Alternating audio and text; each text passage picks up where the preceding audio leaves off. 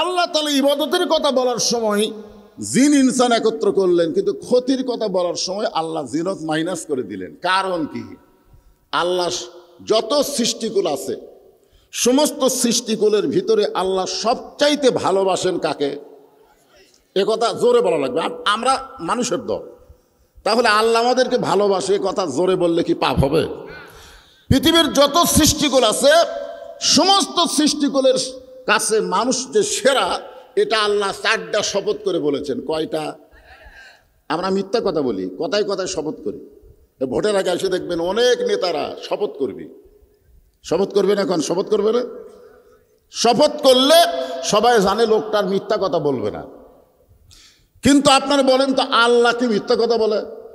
তাহলে আল্লাহর শপথ করার কারণ কি? তাও একটা দুইটা না 4টা। অতীন অজাইতুন অতুরি সিনিন ওয়াহাজাল বালাদিল আমিন।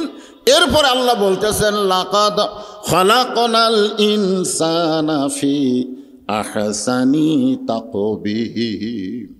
মানুষের চেহারাকে আমি সবার চাইতে সুন্দর করে সৃষ্টি করেছি। বলেন সুবহানাল্লাহ। এই জন্য একটা গজল আছে, যারা পারেন তারা হোঁ করবেন, যারা না পারেন তারা শুনবেন। আদর করে মানুষ আল্লাহ বানায়া কেমনি দিবেন ক্ষতির মধ্যে ফেলিয়া। আল্লাহর যত সৃষ্টি আছে সবচাইতে আদর করে আল্লাহ তাকে সৃষ্টি করেছেন। এই সৃষ্টির নাম হলো ইনসান। সৃষ্টির নাম কি? আল্লাহ আদমকে তৈরি করে ফেরেশতা দিয়ে কি করায় নিছে? তাহলে সবাই জানেন এটা কার কথা? উসজুদু লি আদামা, আদমকে সেজদা করো। সবাই সেজদা করলো, কিন্তু ফেরেশতাদের মধ্যে একজন ছিল সে সেজদা করলো না। এর নাম ছিল আজাজিল। নাম কি? 5 জন শ্রেষ্ঠ ছিল, জিব্রাইল, মেকাইল, ইসরাফিল, আজরাইল, আজাজিল। দেখেন তো নামের মিল আছে না নাই? ও বেটা সেজদা করলো না। তা আল্লাহ বললেন ইবলিস, আল্লাহ আজাজিল আর ডাকলেন না। ইবলিস দেখতে বললেন ইবলিস, সবাই আদমকে সেজদা করলো, তুই কেন করলি না? ইবলিস বলতেছে আল্লাহ, যেই মাথা আপনাকে সেজদা করে, যেই কপাল আপনাকে সেজদা করে, আপনি ছাড়া অন্য কাউকে সেজদা করব না। আপনার বলেন তো ইবলিসের কথা ভালো না খারাপ? খারাপ কোথায় দেখলেন? না, কথার কথা বলতেছি, কথাটা ভালো না। আপনার বলেন তো আল্লাহকে খালি মুখের কথা বোঝে না অন্তরে বোঝে? আল্লাহু আলিমুম বিজাতিস সুদূর। আল্লাহ ইবলিসের অন্তরের দিকে তাকায় দেখে আদমকে সেজদা না করার পিছনে ইল্লা ইবলিসা আবা ওয়াস্তাকবার, অহংকার। আল্লাহ বলেন ইবলিস বের হয়ে যা, আমার রহমতের এরিয়ার মধ্যে তুই আর থাকতে পারবি না, তুই বের হয়ে যা। ইবলিস যাওয়ার সময় বলতেছে আল্লাহ আমি তো যাবই, আপনি যখন থাকতে দিবেন না আমার থাকাও হবে না, কিন্তু আমি যাওয়ার আগে আপনাকে একটা প্রশ্ন করবার চাই। আল্লাহ বলে কি প্রশ্ন? বলে আমার প্রশ্নটা হলো আল্লাহ বড় না আদম বড়? আপনার বলেন তো এটা একটা প্রশ্ন সাইজ হলো? আল্লাহু আকবার শব্দের অর্থ কি? কত বড়? না সেটা একটা এরিয়া আছে নাকি? লাইলাতুল মিরাজে নবী যখন সাহাবীদের সামনে মিরাজ সম্পর্কে বলতেছিলেন, তখন একজন সাহাবী বললেন ইয়া রাসূলুল্লাহ, আল্লাহর সঙ্গে কি আপনার দেখা হয়েছে? আপনি যে যুদ্ধ গমন করলেন আল্লাহর সাথে কি আপনার দেখা হয়েছে? তখন আল্লাহ নবী বললেন, এভাবে হাত দেখায় বললেন, কি দেখতেছ? বলে এইটা হলো একটা ধনুক। বলে এক পাশে আল্লাহ, এক পাশে আমি ছিলাম। সুবহানাল্লাহ বলেন। তো সাহাবীরা বললেন ইয়া রাসূলুল্লাহ, কোন জায়গায় আল্লাহর সাথে আপনার সাক্ষাৎ হলো? কোন জায়গা? তো বলতেছে আরশে আজিম। সাহাবীরা বললেন ইয়া রাসূলুল্লাহ, আরশে আজিম বড় না আল্লাহ বড়? মানে একটা জায়গার মধ্যে তো আল্লাহর সাথে রাসূলের সাক্ষাৎ হয়েছে, তো যে জায়গার মধ্যে সাক্ষাৎ হয়েছে জায়গা বড় না আল্লাহ বড়? এখন আপনারা কি বলবেন, কোনটা বড়? এরপরও আল্লাহ বড়? তাহলে আল্লাহ আটলো কিভাবে? সব কিছুর থেকে যদি আল্লাহ বড় হয় তাহলে আল্লাহ আছে কোন জায়গায়? একটা জায়গায় তো আল্লাহ আছে, আছে না নাই? কথা বলেন না, আছে না নাই? তাহলে যে জায়গায় আল্লাহ সেই জায়গায় কি আল্লাহর চাইতে বড় না ছোট? মানবার চাচ্ছেন না। ইবলিস প্রশ্ন করলো যে আল্লাহ আদম বড় না আল্লাহ বড়? তা আল্লাহ বলতেছে, ইবলিস তোমার কি মনে হয়?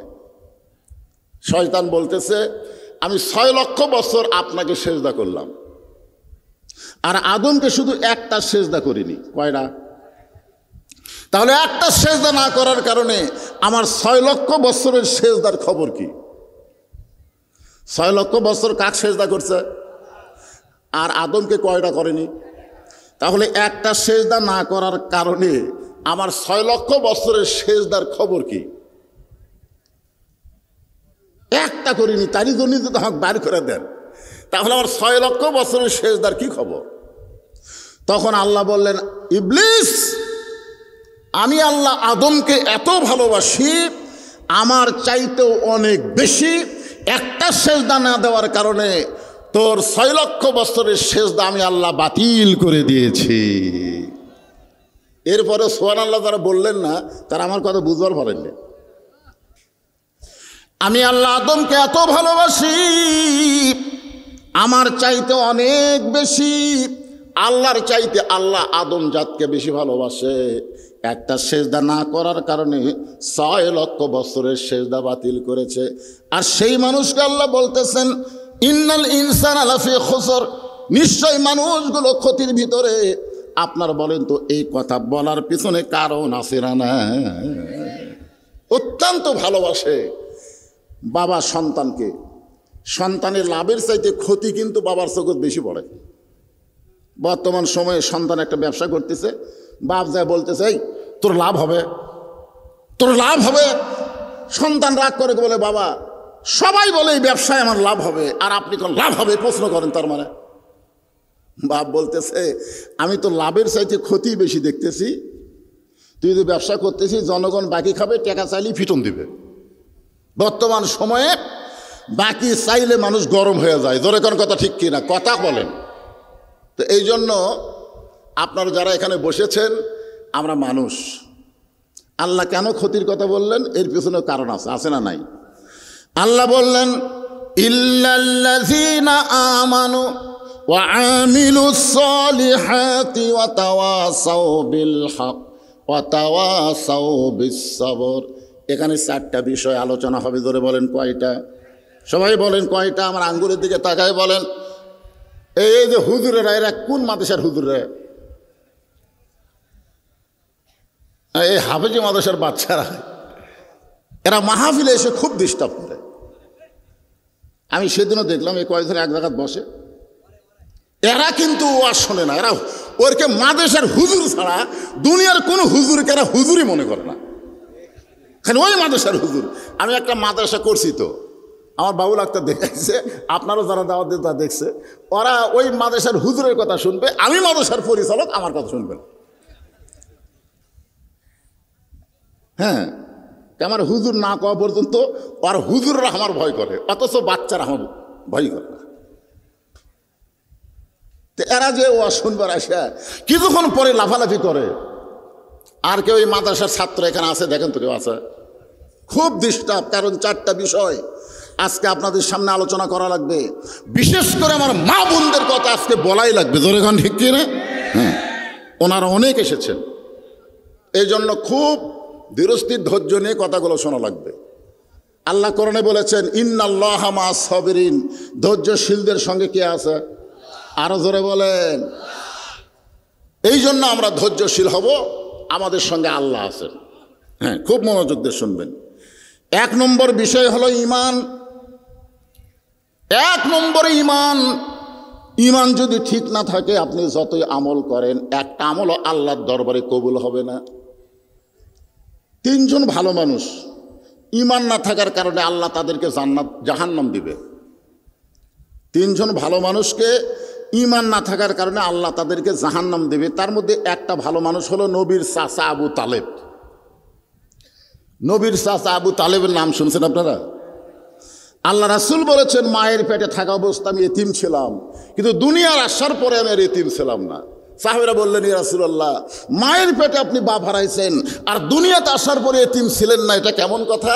আল্লাহ রাসূল বললেন, ভাগ্যগুণ আমি এমন একটা চাচা পাইছিলাম যে এই চাচা আমাকে এমন আদর করেছে, ভালোবাসা দিয়েছে, আমার যে বাপ নাই এটা আমি বুঝবারই পারিনি। সুবহানাল্লাহ না কেন? আবু তালিব কি মুসলমান না কাফের? জোরে বলা লাগবে। মুসলমান কে কয়? আবু তালেব। আবু তালেবও যা, আবু লাহাবও তাই। নবীর দুই চাচা সম্পর্কে আমরা জানি, এরা নবীকে ছোটবেলায় ভালোবাসছে কিন্তু নবীর আদর্শ গ্রহণ করেনি। একটা নাম হলো আবু তালেব, একটা নাম হলো আবু লাহাব। আর দুইটা চাচা হলো আব্বাস আর আমির হামজা। এরা শুধু নবীকে ভালোবাসেনি, নবীর আদর্শ গ্রহণ করেছে। ধরে কোন কথা ঠিক কিনা? এই যে আমির হামজা আর হযরত আব্বাস সম্পর্কে রাদিয়াল্লাহু আনহু আল্লাহ তাআলা কোরআনে আয়াত নাজিল করেছেন, রাদিয়াল্লাহু আনহুম ওয়া রাদু আন যালিকা লিমান খাশিয়া রাব্বাহ। আল্লাহ তাদেরকে বিনা হিসাবে জান্নাত দিয়ে দিবে। আর এই দুই চাচাকে বিনা হিসাবে আল্লাহ কি দিবে? জাহান্নাম দিয়ে দিবে। তাহলে আবু তালেব ভালো মানুষ, এরপরও জাহান্নামী, কারণ তার ঈমান নাই। ধরে কোন কি নাই? ঈমান নাই। আর একটা ভালো মানুষের নাম হলো দাতা হাতেম তাই। এত বড় দানবীর ইতিহাসের পাতায় নাই, কিন্তু লোকটা বেঈমান হওয়ার কারণে আল্লাহ তাকে জাহান্নাম দিবেন। 3 নম্বর হলো বাদশা নওশেরওয়ান, অত্যন্ত ন্যায়পরায়ণ শাসক ছিলেন, কিন্তু বেঈমান হওয়ার কারণে আল্লাহ তাকে জাহান্নাম দিবেন। এ কথার দ্বারা বোঝা গেল, আপনি যতই ভালো হন না কেন, ঈমান যদি আপনার ঠিক না থাকে তাহলে জান্নাতে যাওয়া যাবে না। এখন বলেন ঈমান মানে কি? ঈমান মানে কি? বিশ্বাসের আবার সাইজ আছে। বিশ্বাসের সাইজ নাই। এই কোরআনকে আপনারা বিশ্বাস করেন না, জোরে কোন করেন কি করেন না, কিন্তু মানেন, মানবার চান বারে, কিন্তু মানার মতন পরিবেশ পাচ্ছেন না বলেই তো মানতেছেন না। কথা কোন ঠিক কিনা? আল্লাহ রাসূল বললেন, ইকরার বিল লিসান তাসদীকু বিল জানান আমল বিল আরকান। এরই নাম হলো ঈমান। জবানে বলতে হবে লা ইলাহা ইল্লাল্লাহ, শুধু জবানে বললে হবে না। তাসদিক বিল জানান, ওইটা কলিজার মধ্যে জায়গা করা লাগবে। আমল বিল আরকান, এটা আমলের মাধ্যমে প্রকাশ করা লাগবে। আপনারা বলেন তো, ঈমান গ্রহণ করার পরে যত আমল আছে, 1 নম্বর আমলের নাম কি? 2-1 কন, বাদ বাকি কন না, ব্যাপার কি? আচ্ছা, সলাৎ কন আর নামাজ কন একই তো, বাংলা। কোরআনে আল্লাহ কোনো জায়গায় নামাজের কথা বলেনি। এক ভণ্ড এক নামাজিকে বলতে, তুই যে নামাজ পড়িস, কই পড়ি? তো নামাজ পড়ে লাভ কি? কোরআনে তো নামাজ নাই। নাউজুবিল্লাহ, নাউজুবিল্লাহ। আরে নাই, তুই কত নাউজুবিল্লাহ কর। ওই আমার কাছে দৌড়ে এসে বলতে, হুজুর কোরআনে নাকি নামাজ নাই। নাই ভাই। তাহলে আমরা এতদিন পড়তেছি। আমি বললাম, পাগল, কোরআন হলো আরবি আর নামাজ হলো ফার্সি। আরবির মধ্যে ফার্সি নাই তো, ওখানে সলাত আছে, সলাত। কোরআনে যতবার নামাজের কথা বলা হয়েছে প্রত্যেকবারে আল্লাহ সলাতের কথা বলেছেন। জোরে কোন ঠিক কিনা? হ্যাঁ, সলাত মানে আমরা নামাজ বলি। যেরকম দোজক বলি, দোজক, কোরআনে কিন্তু দোজক নাই, কোরআনে বেহেশত নাই। কোরআনে জান্নাত আছে, জাহান্নাম আছে, আমরা বলি বেহেশত, দোজক। আমরা যে রোজা বলি, রোজা, রোজা কিন্তু কোরআনে নাই। কোরআনে আছে সিয়াম, রমজান। জোরে কোন ঠিক কিনা? হ্যাঁ। তো আমার ভাইরা বলছে সালাত, আপনার বলতেছেন নামাজ। যাই হোক, যেটা আমরা বুঝি সেটাই বলি। যে আমল না করলে ঈমানই থাকে না, সে আমলের নাম হলো নামাজ। আল্লাহ রাসূল বলেছেন, লা সালাত লা ঈমানা, যার নামাজ নাই তার ঈমান নাই। কথা কন না কেন? এখানে অনেক আল্লাহর বান্দা আছে যারা এখনো মাগরিব এশার নামাজ পড়েনি। এরকম কিছু আল্লাহর বান্দা আছে না নাই? আছে। তারা কিন্তু নামাজের ওয়াজ করলে মন খারাপ করে, যে হুজুর আর ওয়াজ পালো না। আপনার বলেন তো, নদীর পাড়ে মসজিদকে কেন্দ্র করে আজকের এই জান্নাতের বাগান লাগছে। জোরে কোন কথা ঠিক কিনা? তো মসজিদ বানায় রাখছেন কি জন্যে? নামাজের জন্য না? তাহলে রাসূল যে বললেন লা সালাত লা ঈমানা, যার নামাজ নাই তার ঈমান নাই। লা সালাত লা দীনা, যার নামাজ নাই তার কোনো ধর্ম নাই। মনোযোগ দিয়ে শুনবেন, বাইনাল আবদি ওয়াল কুফরি তরকুস সালাত। বান্দার কাফের মধ্যে পৃথক করার জিনিসটার নামই হলো নামাজ। যারা নামাজ পড়ে তারা আল্লাহর বান্দা, আর যারা নামাজ পড়ে না তারা হলো কাফের। একজন আমাকে বলতে, হুজুর আমি না হয় 5 ওয়াক্ত পড়ি না, আমি কি জুম্মা পড়ি না, তাহলে আমি কি বেনামাজি? বললাম শুধু জুম্মার নামাজ পড়ো, তোমার খবর আছে। বলে কি খবর? আমি বললাম হাসরের ময়দানে আল্লাহ তোমাকে ঘোষণা করবে, লা তাকনাতু মির রাহমাতিল্লাহ ইন্নাল্লাহা ইয়াগফিরু যুনুবা জামিয়া ইন্নাহু হুয়াল গাফুরুর রহিম। দয়াবান আল্লাহ বলবেন, যারা 5 ওয়াক্ত নামাজ পড়ো নাই, শুধু জুম্মার নামাজ পড়েছো, আমি আল্লাহ তাদেরকে জান্নাত দিয়ে দিলাম। কি আলহামদুলিল্লাহ করলো রে? 5 ওয়াক্ত পড়ো নাই, শুধু জুম্মা পড়ছো, আমি আল্লাহ দয়া করে তাকে জান্নাত দিয়ে দিলাম। তখন জুম্মা পার্টি খুশি হয়ে মারবে দৌড়, যায় দেখবে জান্নাতের দরজাটা এক তালা। তো বলে আল্লাহ আপনি আমাদের জান্নাত দিলেন, জান্নাতের দরজার তালা কেন? তা আল্লাহ বলতেছে চাবি তোমাদের কাছে আছে, খুঁজে দেখো। তখন জুম্মা পার্টি খুঁজে দেখবে পকেটে একটা চাবি আছে, তালার মধ্যে ঢোকে ঠিকই কিন্তু ঘোরে না, ঢুকছে ঠিকই কিন্তু ঘোরে না। বলে আল্লাহ চাবি একটা পাইলাম, ঢুকলো ঠিকই কিন্তু ঘোরে না কেন? আল্লাহ বললেন তালার ওই চাবি যেখানে ঢুকছে ওখানে 5টা দাগ আছে, তোর চাবির মধ্যেও 5টা দাগ থাকা লাগবে, তুই দেখ তো চাবির খবর কি। তো বলে আল্লাহ চাবি তো তেল তেলা, দাগ নাই। আল্লাহ বলতেছেন 5টা দাগ হলো ফজর, জোহর, আসর, মাগরিব, এশা। যারা জুম্মা নামাজ পড়েছ বড় জোর তোমরা জান্নাত দেখতে পারবা, কিন্তু জান্নাতের মধ্যে ঢুকতে পারবা না। জান্নাতে ঢুকতে গেলে 5 ওয়াক্ত নামাজ লাগবে। জোরে কোন কথা ঠিক কি না? পুরুষের জন্য 5 ওয়াক্ত নামাজ। আমার মায়েদের জন্য আজকে ওয়াজ করা লাগবে, এই কারণেই বলতেছি মা, পুরুষ মানুষের হলো 5 ওয়াক্ত নামাজ 1 নম্বরে, আর নারীদের জন্য 1 নম্বরে কিন্তু নামাজ না। নারীদের জন্য 1 নম্বর হলো পর্দা। ও আমিলুস সালিহা, সূরা আসরের 2 নম্বর বিষয় হলো নেক আমল করা। তাহলে পুরুষের জন্য 1 নম্বর নেক আমলের নাম কি? জোরে বলতে হবে, নাম কি? আর নারীদের জন্য 1 নম্বর নেক আমলের নাম কি? পর্দা। জোরে বলেন, নাম কি? মেয়েরা যদি পর্দা না করে, যতই নামাজ পড়ুক, রোজা করুক, হজ করুক, যাকাত দেখ, একটাও আল্লাহর দরবারে কবুল হবে না। কবুল করতে গেলে নারীদের 1 নম্বর পর্দা করা লাগবে। পর্দা কখন? এই পর্দা কি সব সময় না? আমি সেদিন পীড়া করে একটু বলেছিলাম সামান্য। এই 5 ওয়াক্ত নামাজের কিন্তু 5টা সময় আছে, আছে না নাই? জোরে কান আছে না নাই? 5 ওয়াক্ত নামাজের কয় সময়? 5টা সময় আছে। আপনি কি 24 ঘন্টায় নামাজ পড়া লাগবে? রমজান মাসে রোজা সারা বছর করা লাগবে না, বছরে 1 মাস করলেই হবে। স্বামীর খেদমত সব সময় করা লাগবে না, স্বামী যখন খেদমত চাবে তখন খেদমত করলেই হবে। কিন্তু সতীত্বের হেফাজত, পর্দা, এর কোনো সময় নাই, এটা সব সময় করা লাগবে। জোরে কোন কথা ঠিক কি না? আল্লাহ রাসূল ফাতেমার ঘরের মধ্যে ঢুকলেন, নবীর কলিজার টুকরা ফাতেমাকে দেখে রাসূল বলতেছেন, ফাতেমা তোমার কি কখনো মনে হয় আল্লাহ তোমাকে জান্নাত দিবে? তোমার কি কখনো মনে হয় আল্লাহ তোমাকে জান্নাত দিবে? ফাতেমা বলতেছেন, বিশ্ব নবীর মেয়ে হওয়ার কারণে আল্লাহ অবশ্যই আমাকে জান্নাত দেবে। রাসূল বললেন, ফাতেমা বিশ্ব নবীর মেয়ে হওয়ার কারণে আল্লাহ তোমাকে জান্নাত দেবে না। জান্নাতে যদি যাবার চাও, জান্নাতের আমল করে তোমাকে জান্নাতে যাওয়া লাগবে। ফাতেমা বললেন, বাবা জান্নাতে যাওয়ার আমল কি? রাসূল বললেন, যত আমল নারীদের জন্য বলা হয়েছে তার মধ্যে 1 নম্বর আমলের নাম হলো পর্দা। সঙ্গে সঙ্গে ফাতেমার কাছে একটা ওড়না ছিল, এই ওড়নাটা মাথার উপর দিয়ে দিল, দিয়ে বলল, বাবা এই মুহূর্ত থেকে আমি ফাতেমা পর্দার ভিতরে ঢুকে গেলাম। এমনভাবে পর্দার আমল শুরু করেছে যে এক সময় আল্লাহ তাআলা নবীকে জানাই দিল, ওগো নবী, আমি আপনার কলিজার টুকরা ফাতেমার পর্দা থেকে খুশি হয়ে একটা রেজাল্ট দিলাম। বলে রেজাল্টটা কি? সাইদাতুন নিসায়ে আহলিল জান্নাহ ফাতেমাতুজ জোহরা, আমি ফাতেমাকে জান্নাতি নারীদের নেত্রী ঘোষণা করে দিলাম। জোরে বলেন সুবহানাল্লাহ।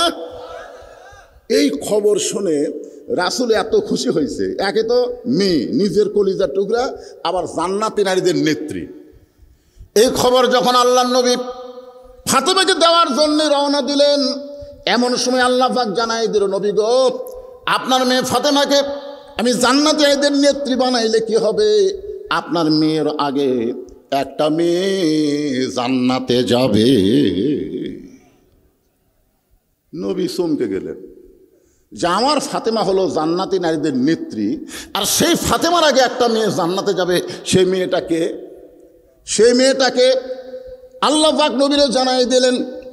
ওই যে একটা পাহাড় দেখতেছেন, পাহাড়ের পাশে একটা জঙ্গল, ওই জঙ্গলের সামনে একটা ঝুপড়ি ঘর, ওই ঘরটা হলো একটা কাঠুরিয়ার ঘর। ওই কাঠুরিয়ার বিবি জামিলাকে আল্লাহ আপনার মেয়ের আগে জান্নাত দিবে। নবী যখন ফাতেমাকে খবর দিলেন, ফাতেমা তুমি জান্নাতি নারীদের নেত্রী, এই খবর দেওয়ার পরে নবী চিন্তা করলেন আল্লাহ আমাকে খবরদাতা হিসেবে প্রেরণ করেছেন, তাহলে ফাতেমাকে এই খবরটা দিলে কেমন হয়? ফাতেমা, আল্লাহ তোমাকে জান্নাতি নারীদের নেত্রী বানাইছে, কিন্তু তোমার আগেও একটা মেয়ে জান্নাতে যাবে। যেই বলছে তোমার আগেও একটা মেয়ে জান্নাতে যাবে, সঙ্গে সঙ্গে ফাতেমার মন ভার। রাসূল বললেন আল্লাহ তোমাকে জান্নাতি নারীদের নেত্রী বানাচ্ছে। এইটা শোনার পরে খুশি না হয়ে মন ভার কেন? বলে আমার আগে কোন মেয়ে জান্নাতে যাবে? যে মেয়েটা আমার আগে জান্নাতে যাবে ওই মেয়েটার পরিচয় কি? ওই মেয়েটা এখন কোথায় থাকে? ওই মেয়েটা এমন কি আমল করেছে যে আমল করার কারণে আল্লাহ তাআলা আমার আগে তাকে জান্নাত দেবে? রাসূল বললেন ফাতেমা ওই যে একটা পাহাড় দেখতেছো? বলে হ্যাঁ। ওই পাহাড়ের সামনে ছোট্ট একটা জঙ্গলের সামনে ছোট্ট একটা বাড়ি, ওই বাড়িটা হলো একটা কাঠুরিয়ার বাড়ি। ওই কাঠুরিয়ার বিবি জামিলাকে আল্লাহ তোমার আগে জান্নাত দিবে। আপনারা তো দুই একজন সুবহানাল্লাহ করলেন, বাদ বাকি করলেন না। দুই একজন যে সুবহানাল্লাহ করলেন, কিন্তু ফাতেমা সুবহানাল্লাহ কয় না। রাসূল বলে ফাতেমা তোমার মনটা এত খারাপ কেন? ফাতেমা বললেন বাবা কোন আমলের কারণে ওই কাঠুরিয়ার বিবি আমার আগে জান্নাতে যাবে? রাসূল বলেন আমি জানি না, যদি জানতে চাও তাহলে তদন্ত করে তুমি জানতে পারবে।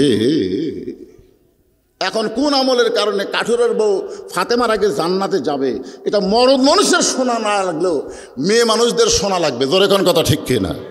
আমার মায়েরা আজকে বলেছে যে হুজুর পুরুষের চাইতে আমরা বেশি আসি, অথচ আমাদের ওয়াজ কম হয়। আজকে মা যারা এসেছেন কষ্ট করে বসে আছেন, কোন আমলের কারণে একটা কাঠুরিয়ার বউ জামিলা ফাতেমার আগে জান্নাতে যাবে, এটা আমাদের শোনা জরুরি। জোরে কোন কথা ঠিক কিনা? আপনারা বলেন তো যে মেয়ে মানুষের জন্য ওয়াজ, হুজুর আমরা কেন শুনবো? আপনি ওয়াজ শেষ করে কোথায় যাবেন? কথা কন না কেন? বাড়ি যাবেন না? আমি যখন বাড়ি যাই, আমার মা যতদিন জীবিত ছিল ততদিন আমার দরজা খোলা নিয়ে কোনো টেনশন করা লাগেনি। আমার মা যতদিন জীবিত ছিল, কারণ মায়ের ঘরের ধার দিয়ে গেলেই আমার জুতার শব্দ শুনেই মা চেতন পায়। মা বলে বাবা আমি চেতন আছি, বউজন ডাকিস না, ঘুম নষ্ট করিস না। মা আমার দরজা খুলে দেয়। কিন্তু মা মরে গেল 23 সালে, মরার পর থেকে বুঝতেছি কি যে জ্বালা ভাই। ঠিক মতো যদি দরজা খুলে না দেয়, তুমি যত বড়ই হুজুর হোক কান নাই। জোরে কোন কথা ঠিক কথা বলেন? তাহলে এখান থেকে বাড়ি যাবেন। বাড়ি যাওয়ার পরে যে মেয়েটা আপনার জন্য দরজা খুলে দিবে আপনার বিবি, সেই বিবিটা যদি ভালো হয় তাহলে আপনার ঘর শুধু ঘর থাকবে না, আপনার ভাঙ্গা ঘরকে আল্লাহ জান্নাত বানায় দিবে। আজকে পুরুষ মানুষের বাহিরে শান্তি আছে, ভিতরে শান্তি নেই। বাহিরে কি শান্তি? এটা কার বউ রে, এটা কার মেয়ে রে, হাই রে সেই সুন্দর রে, সবগুলো বেড়া দেখে দেয়, বাড়ির মধ্যে ঢুকে দেখে পেতনি, এটি কালি ভরা থসে, এটি হলুদ ভরা থসে, গাও ঘামে একে তেলতেলা হয়ে আছে। তখন মরদ মানুষকে বেড়াই শান্তি রে, বেড়াই শান্তি। আজকে ভিতরে ঢুকে আমরা অশান্তির আগুনে দাউ দাউ করে জ্বলতেছি। প্রত্যেকটা বাড়ি যেন একটা জান্নাতের অংশ হয়, এই জন্য নারীদেরও শুনলে আমাদেরও লাভ আছে। জোরে কোন কথা ঠিক কিনা? তাহলে কোন আমলের কারণে ওই কাঠুরিয়ার বউ জামিলা ফাতেমার আগে জান্নাতে যাবে, এটা আমাদের শোনার দরকার আছে না নাই? কারা কারা শুনবেন দুই হাত তুলে একটা আল্লাহকে দেখান তো দেখি। লিল্লাহে তাকবীর, হাত নামান। 4টা বিষয় আলোচনা হবে: ঈমান, ওয়া আমিলুস সালিহাত, ওয়া তাওয়াসাউ বিল হক, ওয়া তাওয়াসাউ বিস সবর। আবার সকলে হাত তুলে বলেছেন কোন আমলের কারণে একটা কাঠুরিয়ার বউ জামিলা ফাতেমার আগে জান্নাতে যাবে। এই আমলের খবর আপনারা শুনতে চান? রাসূল বললেন আমি বলতে পারবো না। ও ফাতেমা তুমি যদি জানতে চাও তাহলে তদন্ত করে জেনে নাও। পরদিন আসরের নামাজের পরে ফাতেমা চুপি চুপি জামিলার বাড়ির দিকে রওনা দিলেন। কারণ মেয়েরা যখন রাস্তা চলবে, মেয়েদেরকে শোরগোল করে রাস্তা চলা যাবে না। আল্লাহ কোরআনে বললেন, অকরনা ফি বুয়ুতিকুন্না ওয়ালা তাবাররুজনা তাবাররুজাল জাহিলিয়াতিল উলা। রে মেয়েরা, তোমরা ঘরের মধ্যে থাকো, তোমরা ঘরের বাহির হও না। কোনো প্রয়োজনে যদি ঘরের বাহির হও, তাহলে ঘরের পরিবেশ নিয়ে তোমাদেরকে বের হওয়া লাগবে। ওই জাহিলি যুগের মেয়েদের মতন সাজুগুজু করে চিল্লা চিল্লি করে তোমরা রাস্তায় চলতে পারবে না। মেয়েরা যখন রাস্তা চলবে, সেই মেয়েটা যদি মুমিন হয়, তাহলে তাকে চুপি চুপি রাস্তায় চলা লাগবে। হুকুম কার? জোরে বলেন। ফাতেমা চুপি চুপি ওই কাঠুরের বউ জামিলার বাড়ির দিকে রওনা দিলেন। চুপি চুপি রওনা দিয়ে জামিলার বাড়ির দরজা দিয়ে সালাম দিয়ে বললেন, ও কাঠুরের বউ জামিলা, আমি নবীর মেয়ে ফাতেমা তোমার সঙ্গে একটু দেখা করবার চাই। নিয়ত কি? আপনার বলেন তো নিয়ত কি? কোন আমলের কারণে ওই জামিল আমার আগে জান্নাতে যাবে, ওটা বাড়ির মধ্যে না গেলে তো বোঝাই যাবে না।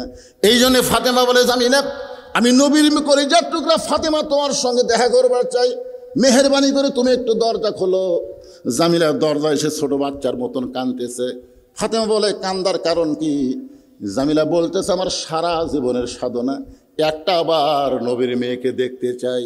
তাহলে তোমার সারা জীবনের সাধনা যদি হয় নবীর মেয়েকে এক নজর দেখবা, তাহলে দরজা খুললেই তো দেখা হয়। এবার জামিলা বলতেছে, আমি দরজা খুলবার চাই, কিন্তু খুলতে পারবো না, কারণ আমার স্বামী এখন বাড়িতে নাই। আর স্বামীর হুকুম ছাড়া ফাতেমার জন্য দরজা খুলতেও জামিলা বড় ভয়ে পায়। আমার স্বামী কাছে কাঠ বিক্রি করতে বাজারে, স্বামী এখন বাড়িতে নাই, স্বামীর হুকুম ছাড়া জামিলা নবীর মেয়ে ফাতেমার জন্য দরজা খুলতেও ভয় পায়। ফাতেমা চমকে উঠছে, ওরে বাবা রে! আপনারা কি মনে করেন ফাতেমাকে যেমন তেমন মেয়ে? আর সেই ফাতেমার জন্য দরজা খুলতে ভয় পায় স্বামীর হুকুম ছাড়া। ফাতেমা কয়, এর বাড়ি ঢোকাই লাগবে। একটা স্বামীর হুকুম ছাড়া যে ফাতেমার জন্য দরজা খুলতে ভয় পায়, এই ঘরের মধ্যে কি আমল করে এটা আমাকে নিজের চোখে দেখাই লাগবে। আমি সে আমলটা ধরবো, আমি জান্নাতের নেত্রী হব, সবার আগে জান্নাতে যাবো। ধরে সুবহানাল্লাহ। এটা হলো ফাতেমার চিন্তা। জামিলা বলতেছে, গো নবীর মেয়ে ফাতেমা, সত্যি যদি আপনি আমার কাছে আসতে চান, তাহলে আজকের মতো আপনি ফেরত যান। আগামীকাল এই সময় আসার সঙ্গে সঙ্গেই আমি দরজা খুলে দেব, কারণ আমার স্বামী এখন বাড়িতে নাই। রাতের বেলা যখন বাড়িতে আসবে, আমি যেমন করি হোক স্বামীর কাছ থেকে অনুমতি নিয়ে রাখবো। ফাতেমা বলতেছে, অবশ্যই আগামীকাল আসবো ইনশাআল্লাহ। এই কথা বলে ফাতেমা চলে গেলেন। পরদিন ফাতেমা আসরের নামাজের পরে চুপি চুপি জামিলার বাড়ির দিকে রওনা দিলেন। সামনে ছোট্ট একটা বাচ্চা দুই হাত মেলায় বলতেছে, মা, গতকালও আপনি চোরের মতন চুপি চুপি কোথায় গেছিলেন? আমাকে সঙ্গে নেন নাই, আজও চোরের মতন একা একা কোথায় যান? আমি আপনার সঙ্গে যাব। ফাতেমা চিন্তায় পড়ে গেল, যদি বড় ছেলে হাসান হইতো তাহলে দুইটা কথা বলে তারা বুঝান যাইতো, কিন্তু যেইটা সামনে দাঁড়াইছে আর নাম হল হোসাইন, এর যতই বুঝান এ তো বুঝবে না। ফাতেমা হোসাইনকে সঙ্গে করে নিয়ে ওই জামিলার বাড়ির দরজায়, হোসাইন দরজায় গিয়ে বলতেছে, মা, একটা ভাঙ্গা বাড়ির দরজায় গতকাল আপনি আইছিলেন, আজকেও আবার আসলেন, এই বাড়িতে এমন কি আছে মা যার কারণে আমার মা এই বাড়ির দরজায় বারবার আসে? প্রত্যেকটা সন্তান তার মাকে বেশি ভালোবাসে। ধরে কোন কথা ঠিক কিনা? মাকে বেশি ভালোবাসে হলো ছেলে, আর বাবাকে বেশি ভালোবাসে হলো মেয়ে। হাসান হোসেন ফাতেমাকে এত ভালোবাসে, যার কারণে হোসেন বলতেছে, মা, আমার মা গতকাল এই ভাঙ্গা বাড়ির দরজায়, আজও ভাঙ্গা বাড়ির দরজা আইছে, এই বাড়িতে এমন কি আছে? ফাতেমা দরজায় গিয়ে বললেন, জামিলা, তুমি কি দরজা খুলবা না? জামিলা বলতেছে, 1 ঘন্টা হলে দাঁড়িয়ে আছি, আপনি আসা মাত্রই দরজা খুলে দিব। ফাতেমা বলতেছে, তাহলে দরজা খুলে দাও। জামিলা বলতেছে, কে যেন মা মা বলে চিৎকার করতেছে, ওই বাচ্চাকে এনে যদি ঢুকবার চান তাহলে আজকের মতো ফেরত যা। আমার স্বামী শুধু আপনার ব্যাপারে অনুমতি দিয়েছে, আপনি একটা বাচ্চা নিয়ে আসবেন, এই বাচ্চা নিয়ে তো ঢোকার অনুমতি পাওয়া যায় নাই। সঙ্গে সঙ্গে হোসেন চিল্লায় বলে, মা, এই বাড়ির মেয়েটা অত্যন্ত খারাপ মেয়ে মা, যে মেয়েটা আমি তোমার সঙ্গে থাকার কারণে দরজা খোলে না, এই বাড়ির মেয়ে কোনোদিন ভালো হবার পারে না। ফাতেমা দৌড়ে গিয়ে হোসেনকে বুকের মধ্যে নিয়ে কপালে একটা চুমু দিয়ে বলে, বাবা, তুমি তাকে খারাপ মেয়ে বলতেছ, তোমার নানা বলেছে ওই মেয়েটা তোমার মায়ের আগে জান্নাতে যাবে। হোসেন, তুমি তাকে খারাপ মেয়ে বলে চিৎকার করতেছ, তুমি কি জানো তোমার নানা বলেছে ওই মেয়েটা তোমার মায়ের আগে জান্নাতে যাবে? সঙ্গে সঙ্গে হোসেন বলতেছে, মা তাহলে জায়গা ঘুরে লাভ নেই। কে বলেছে? বলে তোমার নানা। তো নানা যদি বলে থাকে তাহলে এই জায়গা ঘুরে লাভ কি? আসল জায়গা যাওয়া লাগবে, আসল জায়গা। ধরে কোন কিসের জায়গা? আপনারা বলেন তো, বর্তমানে প্রত্যেকটা ঘরে ঘরে আল্লাহর কোরআন আছে না নাই? কিন্তু আসল জায়গা, আসল জায়গার কথা বললি তো অনেকে কয় আর কাম পেল না। এক জায়গা খালি বলেছে, এক বক্তা বলেছে সংসদে যালো, মুখের আসতে মাইক কাড়ে লিছে। কারণ যারা কোরআনের পক্ষে না তারা তো কোরআন সংসদে নিয়ে যাবার চাবে না। ধরে কোন কথা ঠিক না? যতই কোরআনের ওয়াজ হোক কাম হবে না আসল জায়গায় না গেলে। এই জন্যে মন চাচ্ছে না হয়তো অনেকের, তারপরও ইমানের দাবিতে বলতেই হবে আল কোরআনের আলো আসল জায়গায় জালো। জোরে কোন কথা ঠিক কিনা? আসল জায়গার নাম কি সবাই মনে হয় জানেন না। অনেক জানার পরেও শয়তান বলবার দিবি না। শয়তান এই জায়গার থাকে, এই জায়গার, হ্যাঁ এই জায়গার থাকে। কারণ আদম আলাইহিস সালাম গন্ধম খাওয়ার পরে যখন হাওয়া কইল শরবতের মধ্যে খিলেছি, তখন আদম এইভাবে টুটি চাপে ধরলো যেন গন্ধমের রস ভিতরে যাবার না পারে। এই জন্য পুরুষ মানুষের এই জায়গাতে একটা গুটি আছে, বুঝলেন? দেখেন দেখেন। আর মেয়ে মানুষের কিন্তু গুটি নাই, কেন সরাসরি গন্ধম খাচ্ছে তো কোনো গুটি নাই, আটকাটকি নেই। এই জন্য মেয়ে মানুষকে কোনো গোপন কথা বললে আপনি যদি বলেন এই কথা কাউরে কয়ে না, ওই যতক্ষণ না বলবার পারবি ওর ভুটভুটি যাবি না, কারণ গুটি নাই তো ফটকার বাড়ি হয়ে যাবে। এক ফকুন্নি মেয়ে মানুষ যা বলতেছে, মা চারটা ভিক্ষা দাও, মা চারটা ভিক্ষা দাও। তো বেটার বউ বলতে চারটা দেবো না, 4 সের দেবো, 4 সের। ফকুন্নি করে সারাদিন ভিক্ষা করে 2 সের পাই, আর তুমি আমাকে 4 সের দিবা, কারণ কি?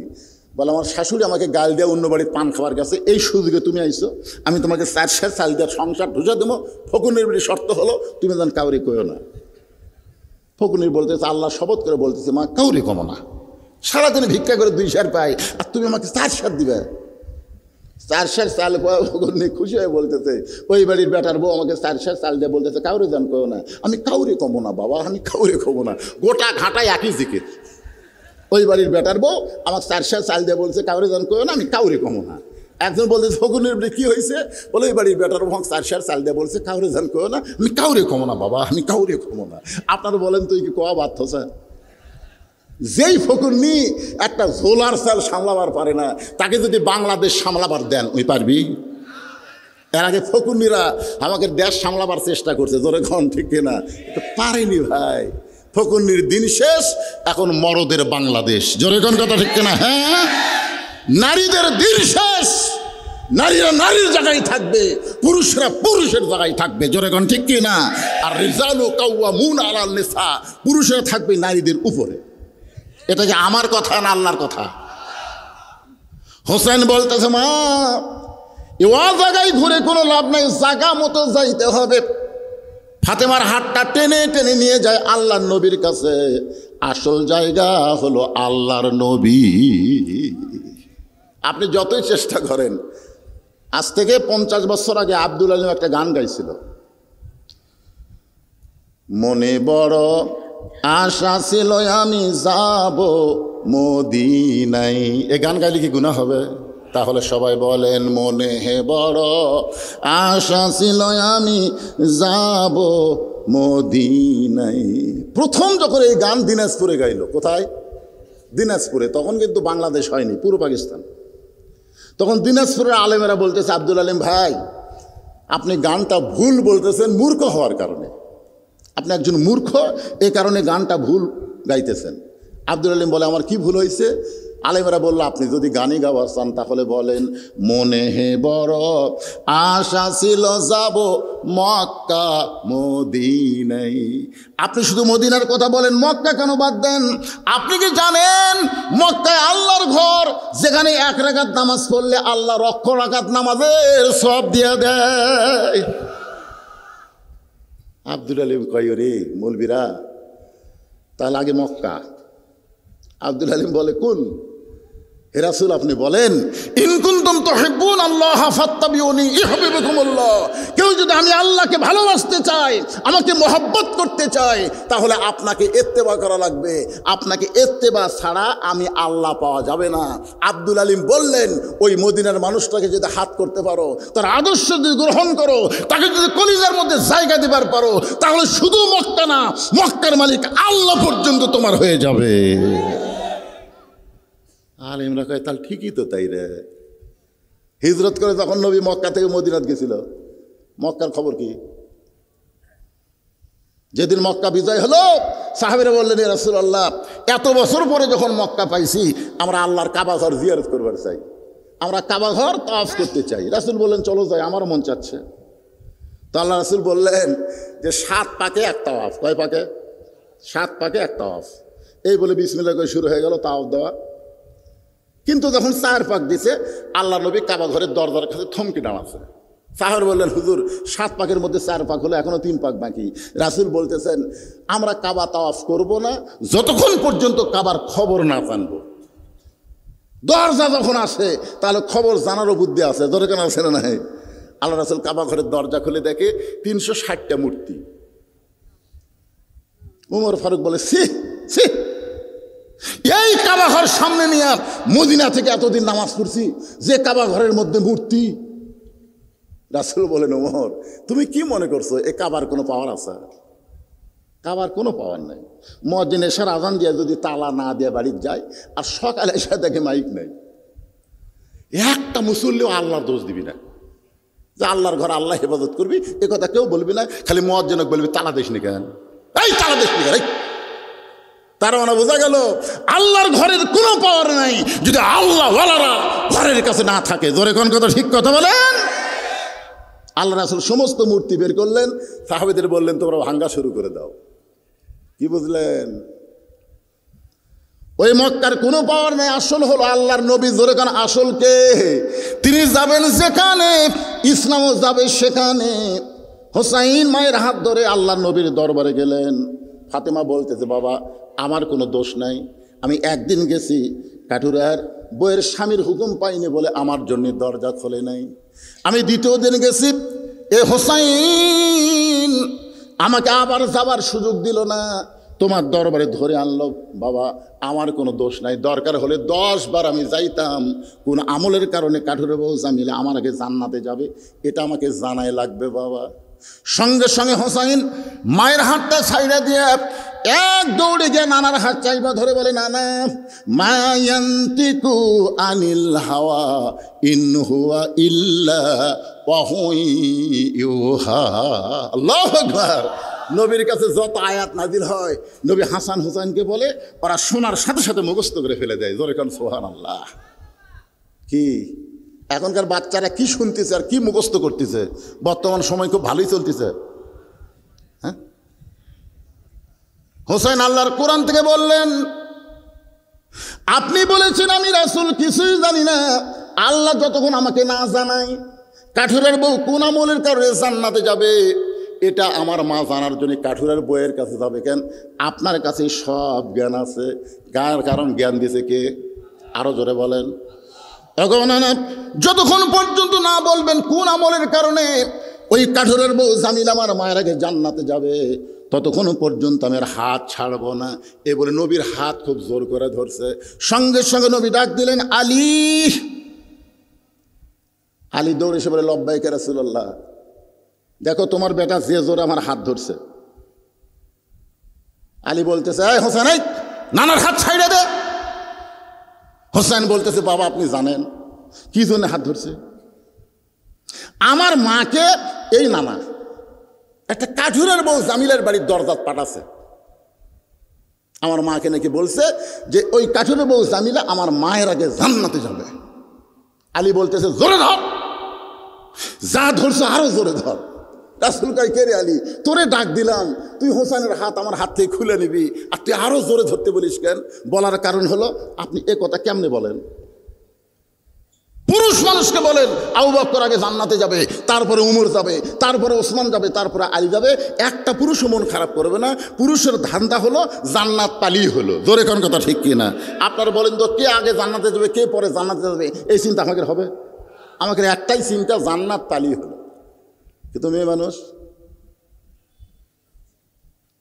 আপনি যে জান্নাতে হুর পাবেন, ভুলে যদি একদিন বইয়ের কাছে গল্প করেন, খালি করে দেখেন এরা কি জাত, তখন বুঝতে পারবেন না।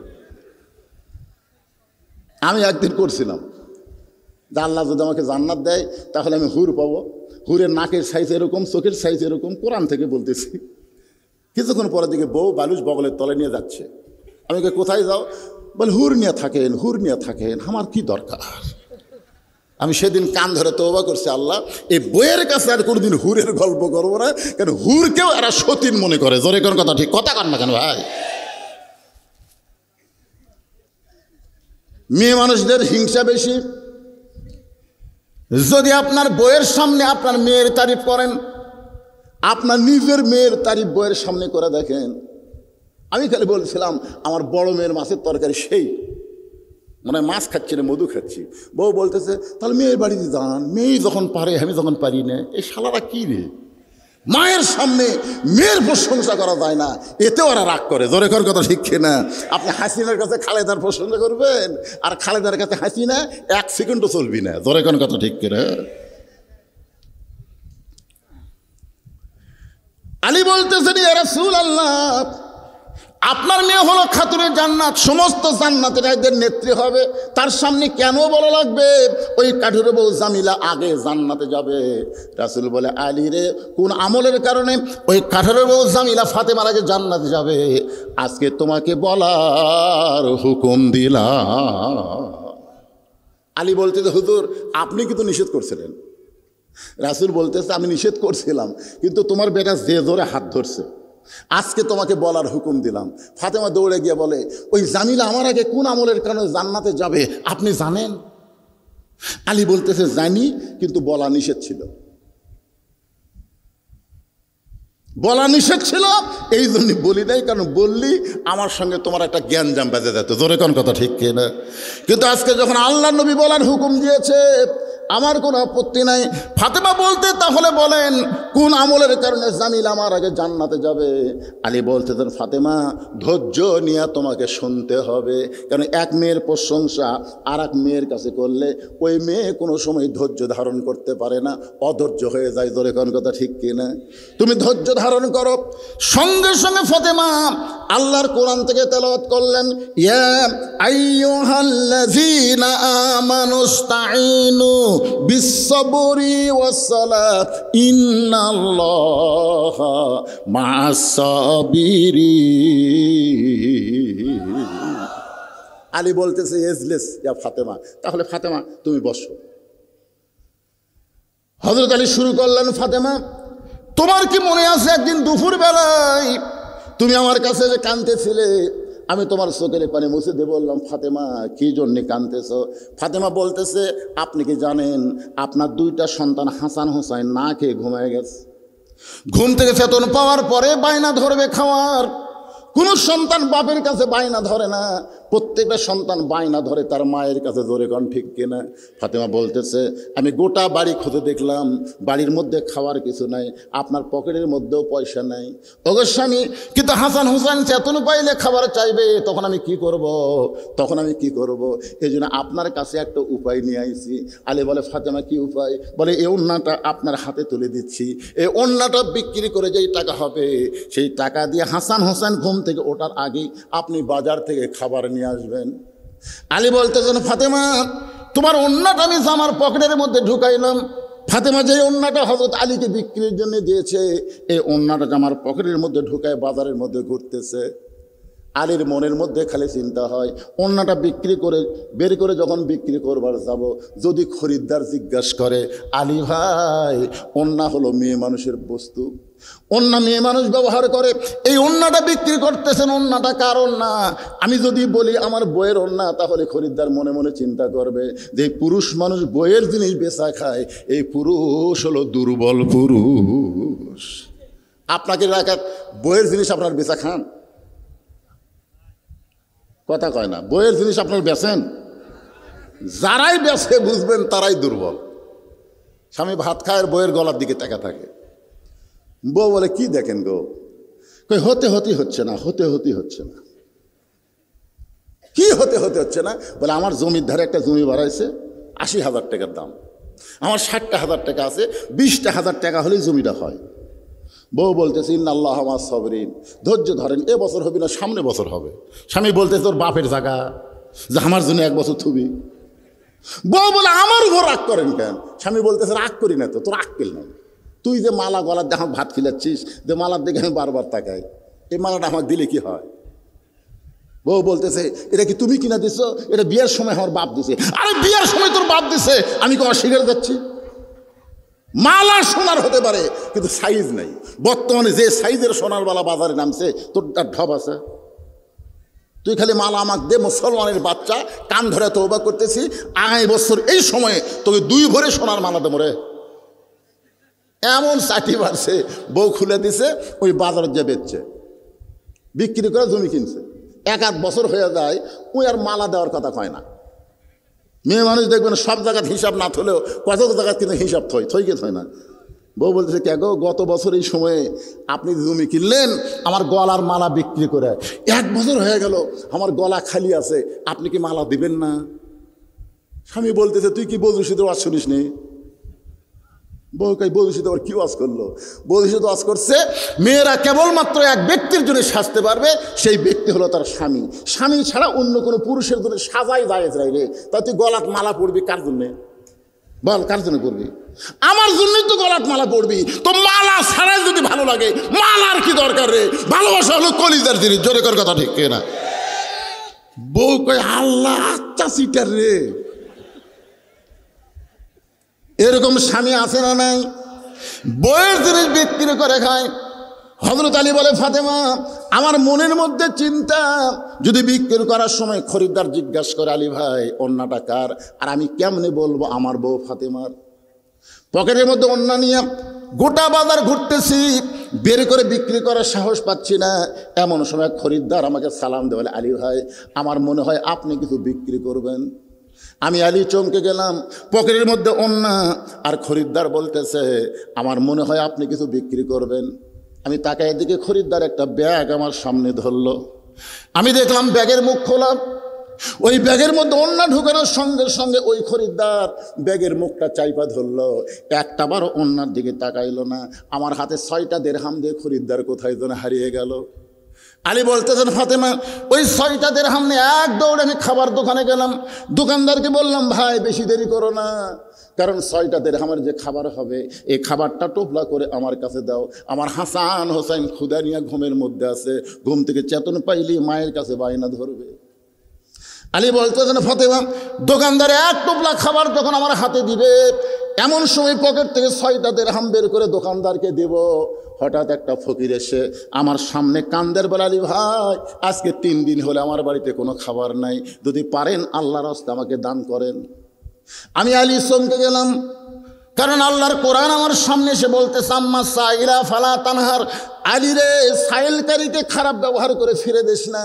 আমি চিন্তায় পড়ে গেলাম কি করব, 1টা দিরহাম ফকিরকে দিব আর 5টা দিরহাম নিয়ে আমি খাবার নিয়ে হাসান হোসেনের জন্য যাব। এই মনে করে 1টা দিরহাম যখন ফকিরকে দিয়ে 5টা দিরহাম নিয়ে খাবার কিনতে চাই, এমন সময় আল্লাহর কোরআন আমার সামনে বলতেছে ওমা তুনফিকু মিন শাইইন ফি সাবিলিল্লাহি ইউফা ইলাইকুম ওয়া আনতুম লা তুযলামুন। আলী ফকিরকে যদি 1টা দিরহাম দেস আল্লাহ তোকে 10টা দিরহাম দিবে, ফকিরকে যদি 2টা দিরহাম দেস আল্লাহ তোকে 20টা দিরহাম দেবে। তুই যদি 6টা দিরহাম ফকিরকে দান করিস আলী, আল্লাহ দুনিয়াতেই তোকে 60টা দিরহাম দিয়ে দিবে। আপনারা বলেন তো হযরত আলীর কাছে আল্লাহর কোরআনের দাম বেশি না সন্তানের দাম বেশি? আল্লাহর কোরআনকে গুরুত্ব দিয়া ফকিরকে 6টা দিরহাম দিয়া দোকানদার বলতেছে আলী ভাই আপনার প্যাকেটের খবর কি? এই যে 6টা দিরহামের প্যাকেট করলাম, এই টোপলার কি খবর? আলী বলতেছে 1 টোপলা দিয়ে আমার হবে না, তুই 2 বস্তা খাবার প্যাকেট কর। আলী দোকানদারকে 2 বস্তা খাবার প্যাকেট করে বাজারের মধ্যে ঘুরতেছেন। আল্লাহর ঈমান নিয়ে ধরে কান সুবহানাল্লাহ বিশ্বাস নিয়ে বাজারের মধ্যে ঘুরতেছেন। এমন সময় রাস্তা দিয়ে এক ব্যক্তি উট নিয়ে আসতেছে। আলীরে সালাম দেয়, আলী ভাই উটটা কিনবেন নাকি? আলী বলতেছে একটা পয়সা আমার পকেটে নাই, তোমার উটটা কেমনে কিনবো ভাই? উটওয়ালা বলতেছে 100 দিরহামে বাকিতে উটটা কিনেন, বিক্রি করে আপনি টাকা দিবেন, এটাও কি আপনি পারবেন না? আলী বলেন, ফাতেমা আমার জীবনে এত বড় সুযোগ আমি কোনোদিন পাই নাই। 100 দিরহামে বাকিতে উটটা কিনেন। যেই মাত্র উটের বাজারে গেলাম উটটা বিক্রি করার জন্যে, চারিদিক থেকে মুসলমানেরা ভিড় করা শুরু করলো। একজন বলে ফেললো, আলী ভাই এই ব্যবসা আপনি কবে শুরু করলেন? আল্লাহ রাসূল যখন মদিনার প্রেসিডেন্ট ছিল তখন হযরত আলী ছিল শিক্ষামন্ত্রী। জোরে কর সুবহানাল্লাহ। নবী যখন মদিনার প্রেসিডেন্ট ছিলেন, আমাদের নবী কিন্তু শুধু নবী ছিলেন না, এক সময় মদিনার রাষ্ট্রপতি ছিলেন 10 বছর। ধরে বলেন কয় বছর? তা আল্লাহ নবী যখন মদিনার রাষ্ট্রপতি, ধর্মমন্ত্রীর নাম হলো আবু বকর। খুব খেয়াল করবেন, ধর্মমন্ত্রীর নাম কি? আইনমন্ত্রীর নাম হলো হযরত উমর, অর্থমন্ত্রীর নাম হলো ওসমান গনি, আর শিক্ষামন্ত্রীর নাম হলো হযরত আলী। আমি আপাতত 4টা মন্ত্রীর নাম করলাম। আপনারা বলেন তো এই 4টা মন্ত্রী দপ্তর অনুযায়ী ঠিক আছে? ধর্মমন্ত্রী হিসেবে আবু বকর কেমন? আইনমন্ত্রী হিসেবে উমর, অর্থমন্ত্রী হিসেবে ওসমান গনি, শিক্ষামন্ত্রী হিসেবে হযরত আলী। আল্লাহর কোরআন দিয়ে যখন বাংলাদেশ চলবে এরকম দপ্তর অনুযায়ী ভালো মানুষকে মন্ত্রিত্ব দেওয়া হবে। জোরে কোন কথা ঠিক কি না? এখন আবল তাবল শিক্ষামন্ত্রী যে শালা কোরআন শরীফ পড়বার জানে না। আমাদের বাংলাদেশের শিক্ষামন্ত্রী যদি কোরআন পড়বার জানতো, হাদিস পড়বার জানতো, তাহলে আগডম বাগডম ঘোড়াডোম সাথে ঢাকঢোল লোক ঝাদর বাজে এই মিথ্যা শিক্ষার কোনো দাম দেওয়া হতো না। জোরে কোন কথা ঠিক কি না? খায়রুকুম মান তাআল্লামাল কোরআন ওয়া আল্লামাহ। ওই ব্যক্তির চাইতে সম্মানী দামি কোনো ব্যক্তি নাই যে আল্লাহর কোরআন শিখেছে এবং অপরকে কোরআনের শিক্ষা দেয়। আজকে যারাই কোরআনের শিক্ষা দেয় দেখবেন তাদেরকে ভিক্ষা করে করে চালান লাগে। আর এই মিথ্যা শিক্ষা যারা দেয় মাস গেলে তারা খালি বেতন তেজপাতার মতন গুনালে। একটু মনোযোগ দিয়ে শুনবেন। চারিদিক থেকে খরিদ্দার এসে বলতে, আলী ভাই শিক্ষামন্ত্রীর কি করুন অবস্থা, উট বিক্রি করার ব্যবসা কবে শুরু করলেন? সবাই যখন ছাঁকা ধরছে এমন সময় খরিদ্দার কানে কানে বলতেছে, কত নেবেন? আলী বলতেছে, জীবনে উট বেচার বাজারে আসেনি, আজকে এসে দেখছি খুব বিপদ। আপনি জানেন না আল্লাহ রাসূল কইছে পৃথিবীর শ্রেষ্ঠ জায়গা হলো আল্লাহর ঘর, পৃথিবীর সবচাইতে খারাপ জায়গা হলো হাট বাজার। ধরে কোন কথা ঠিক কিনা? হাট বাজারে আপনি সম্মানী লোকের সম্মান দিবে, তাই কত নেবেন? তুমি একটা কও। খরিদ্দার বলতেছে 160 দিরহাম দিয়ে দিলাম। 100 দিরহাম উট ওলাকে ফেরত দিয়া বাকি 60টা দিরহাম নিয়ে হযরত আলী দোকানে গেলেন। ও দোকানদার ভাই খবর কি? বলে 2 বস্তা প্যাকেট করেছি, দাম কত নিবা? বলে 60টা দিরহাম দিলেই চলবে। হযরত আলী 60টা দিরহাম দিয়ে 2 বস্তা 2 কান্দে নিয়ে বাড়ির দিকে রওনা দিলেন।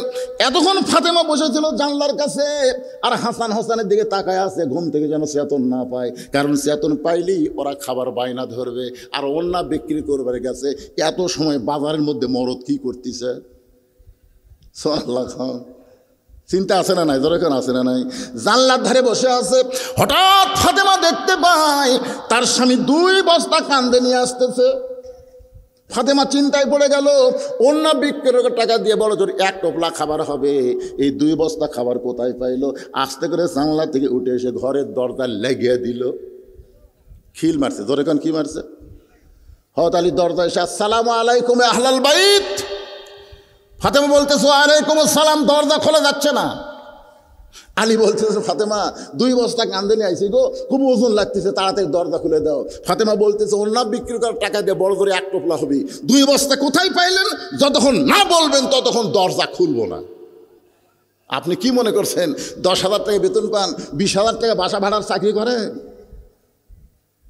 অনেক লোক দেখবেন বেতন পায় 10,000, বাসা নিতে 20,000, তাহলে টাকা পায় কোথায়? আজকে যদি প্রত্যেকটা নারী এইরকম সজাগ হতো ফাতেমার মতন, কোন স্বামী দুর্নীতি করতো না। ধরে কোন কথা ঠিক কিনা? আবার হাসান হোসেন না খেয়ে মরে যাবে, অসুবিধা নাই, কিন্তু অন্য বিক্রির টাকা দিয়ে 1 টোপলা খাবার হবে। আপনি 2 বস্তা কোথায় পাইলেন?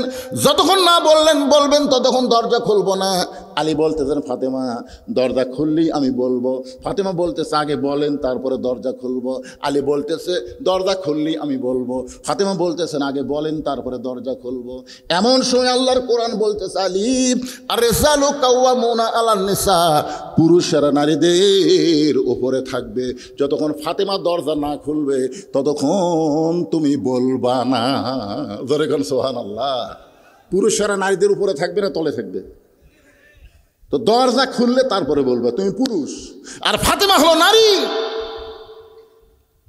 অনেক সময় হয়ে গেল ফাতেমা যখন দরজা খোলে না, হযরত আলী দুই কাঁধে দুই বস্তা নিয়ে রাগ করে নবীর দরবারে।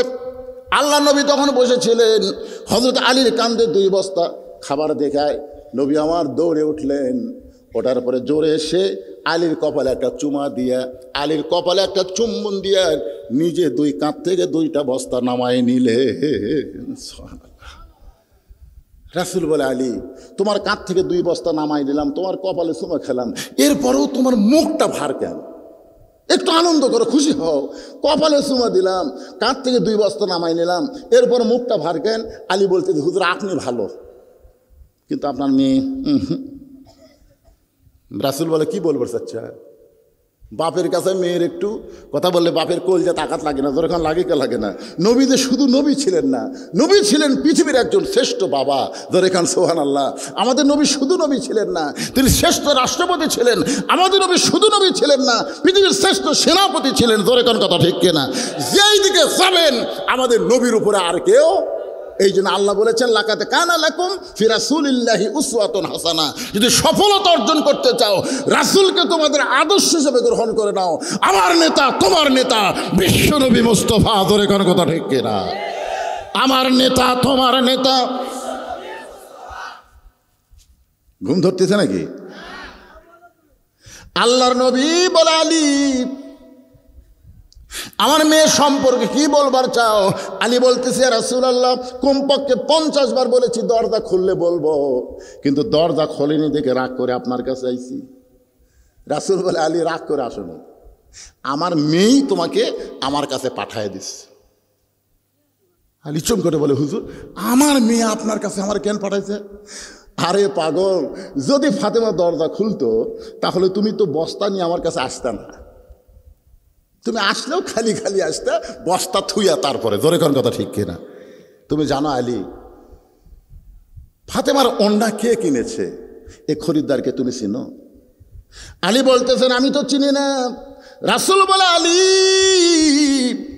কোন ফকির তোমার কাছে ভিক্ষা নিয়েছে তুমি কি বলতে পারো? আলী বলতেছে আমি জানি না। আল্লাহ নবী বলে আলী কে তোমার কাছে উট বিক্রি করলো 100 দিরহামে? আবার কোন খরিদ্দার তোমার কাছে উট কিনলো 160 দিরহামে তুমি কি বলতে পারো? আলী বলতেছে আমি কিছুই জানি না। রাসূল বলেন আমি জানাবো, এই জন্যে আমার মেয়ে তোমাকে আমার কাছে পাঠিয়ে দিয়েছে। ধরে খান সুবহানাল্লাহ।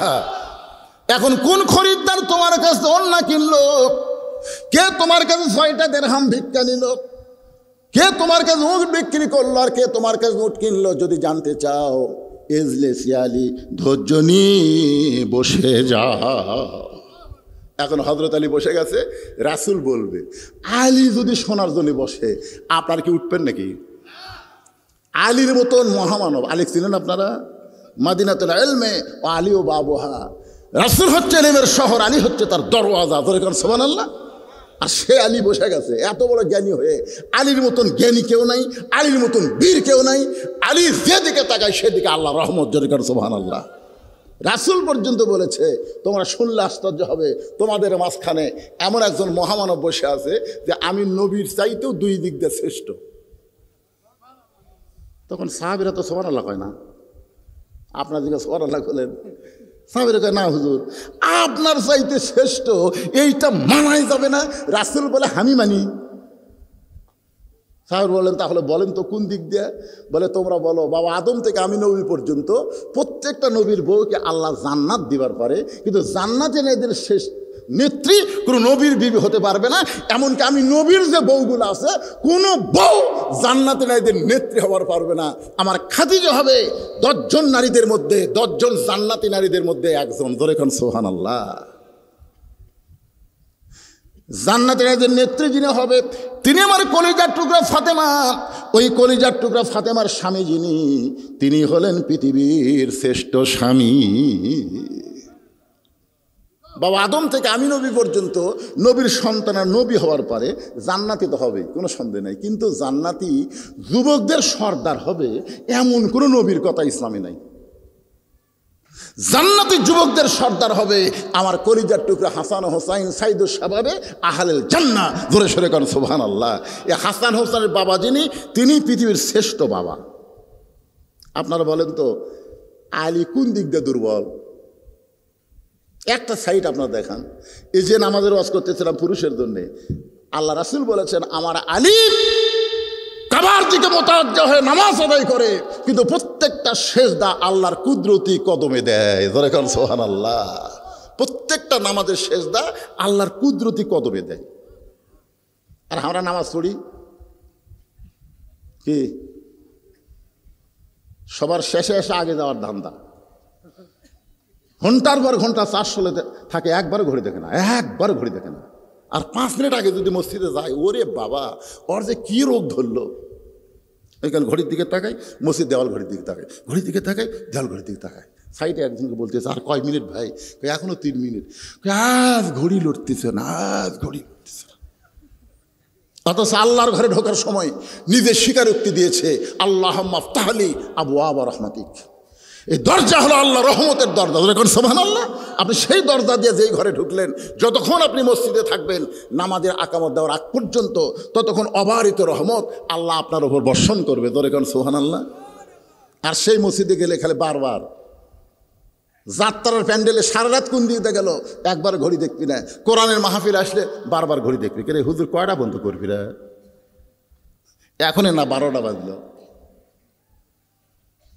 সেদিন পীড়া করে বলছিলাম যে 12টার পরে ওয়াজ শোনাও ঠিক না, বলাও ঠিক না, কারণ তারিখই পাল্টা যায়। ধরে কারণ কী পাল্টা যায়? কারণ যেই তারিখ বিজ্ঞাপনে আছে এই তারিখ আর নেই। আমি আপনাদের এই তারিখ দিয়েছিলাম আজকে বাংলায় দিয়েছিলাম, আর পীড়া করে তারিখ দিয়েছিলাম বাগবাড়ার মধ্যে। এই 2 তারিখে আমার এরা বেচা খাসা, বাংলারা এটি দিছে আর ওই যে বাগবাড়ার ওরা দিছে এই পীড়া করে। আমি জানি না, কারণ আমার মতন বুড়া মানুষ বেশি রাত্রে মাহফিলে থয় ঠিক না। সেই জন্য আমি মাগরিবের পর পরে আসি। প্রত্যেকটা মাহফিলে আমি আসি মাগরিবের পর পর, এখানে আসি এশার নামাজের আগে।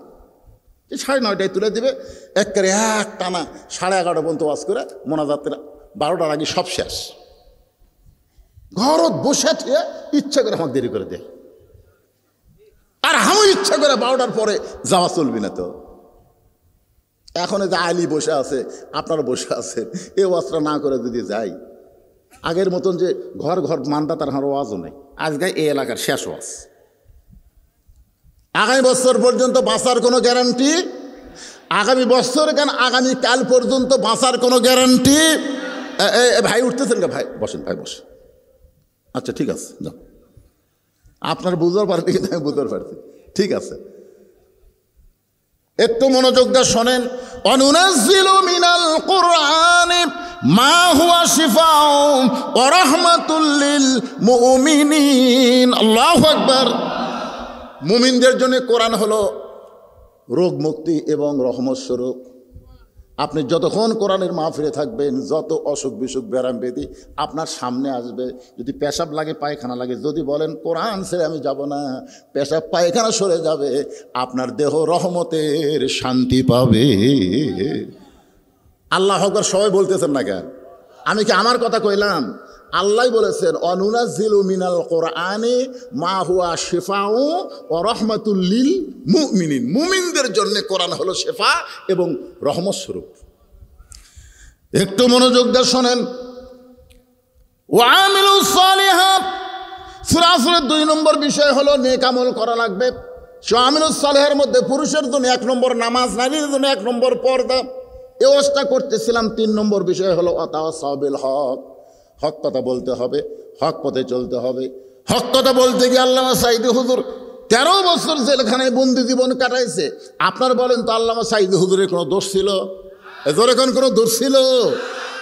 তারপরেও জেলখানা থেকে বের করে হাসপাতালে তাকে নিয়ে গেল। ওই জায়গায় তাকে অন্যায়ভাবে হত্যা করলো। ওয়াতাসাউ বিল হক।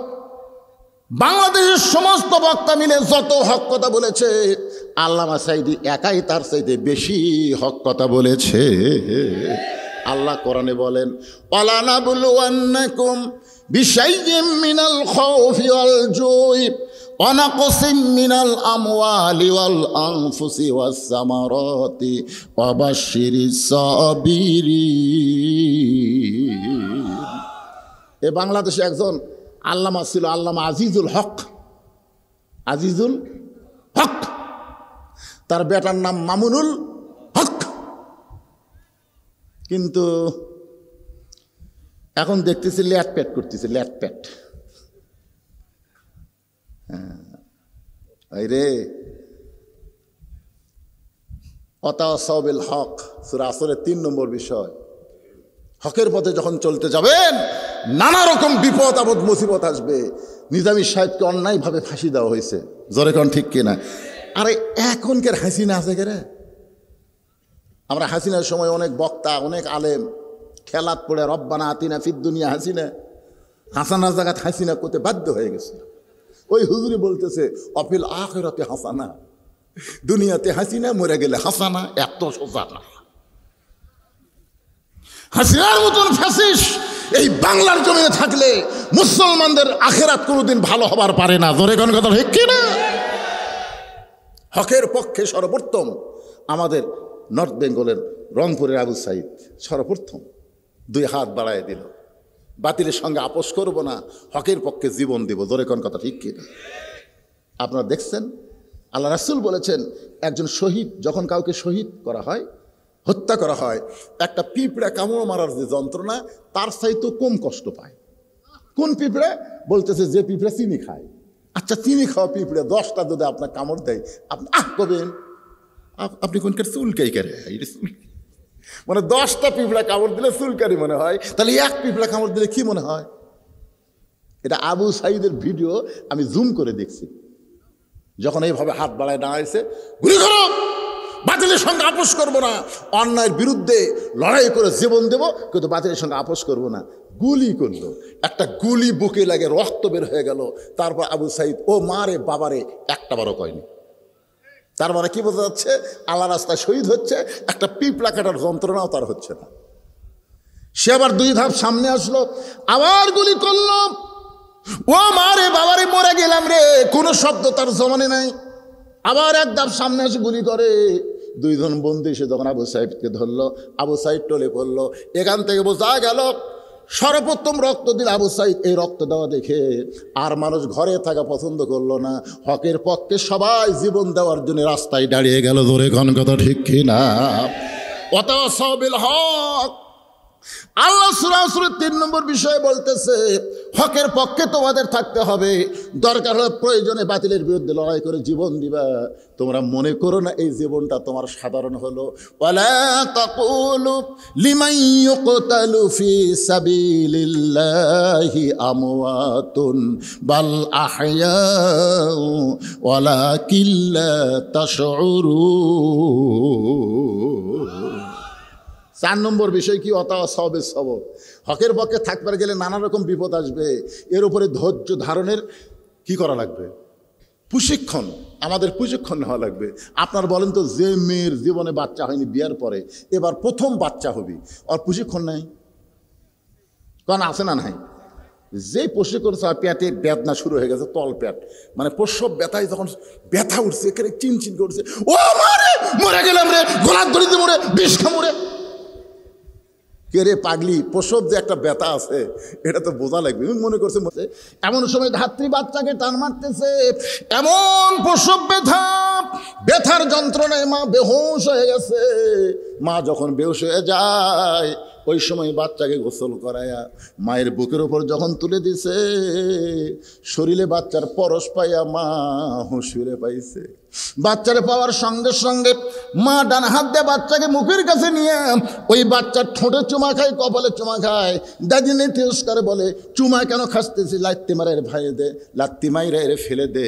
এরই জন্যই তুই গলার দড়ি দিবার চাইলি, এর জন্যই বিষ খাবার চাইলি, তাকে আবার চুমো কেন খাস? তোর কি লজ্জা নাই? মা চিল্লায় বলে, দাদিরা নি গো, প্রসব ব্যথার সময় এমন কথা বলেছি, কিন্তু সন্তান বুকে নেওয়ার সঙ্গে সঙ্গে আমি সব কষ্ট ভুলে গিয়েছি।